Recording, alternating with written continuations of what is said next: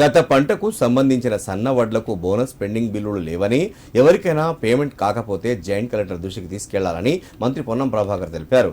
ఇప్పుడు కూడా సన్న వడ్లకు 500 బోనస్ ఇస్తున్నందున రైతులు ధాన్యాన్ని బయట అమ్ముకోకుండా కొనుగోలు కేంద్రాల్లోనే విక్రయించాలన్నారు.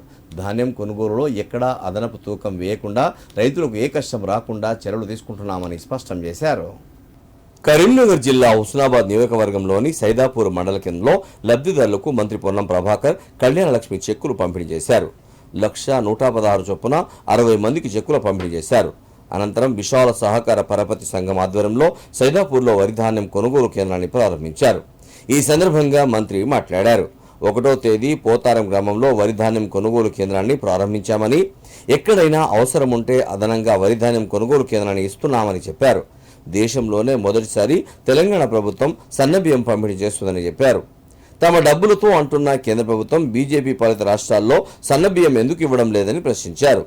ధరణి స్థానంలో భూభారతి చట్టం తెచ్చామని, దీనిపై ప్రజలకు అవగాహన కార్యక్రమాలు నిర్వహిస్తామని చెప్పారు.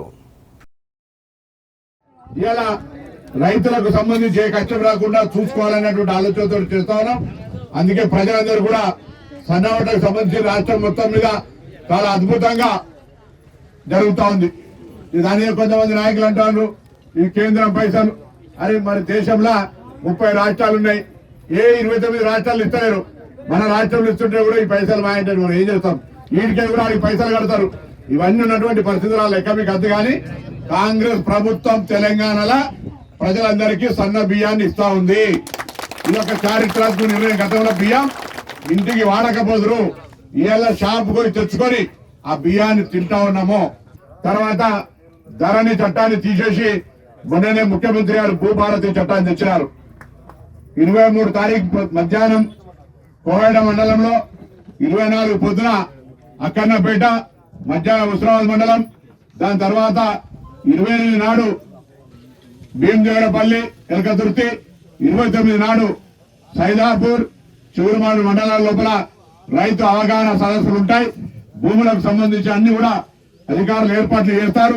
భూములకు సంబంధించి మొత్తం మీకు ఒక అవగాహన చట్టంలో ఈ భూముల పరంగా పంచాయతీ, కంతాల పంచాయతీ, పెండింగ్ ఇష్యూలు, సాధారణ ఇతర అన్ని రకాల అంశాలను పరిష్కరించడానికి మొన్ననే ఆర్ఐ స్థాయి నుంచి కలెక్టర్, చీఫ్ సెక్రటరీ దాకా కూడా మీటింగ్ పిలిచి ముఖ్యమంత్రి గారు ప్రకటన చేసినారు.